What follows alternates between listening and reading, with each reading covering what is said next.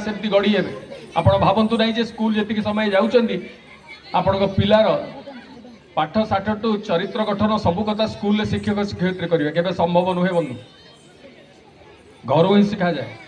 संस्कार घर पड़े तेणु माँ मान कर्तव्य अच्छी बापा मान तो कम गले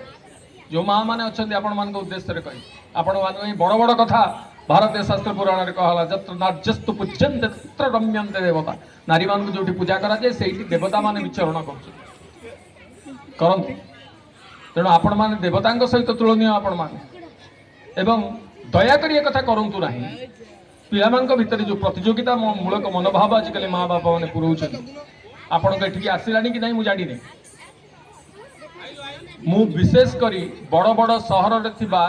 प्राय बड़ बड़ स्कूल को जाए मोटिवेशनल स्पीकर हिसाब से बुझेबा छुआ स्कूल कॉलेज जी जाइए मुझे माँ मान को देखी।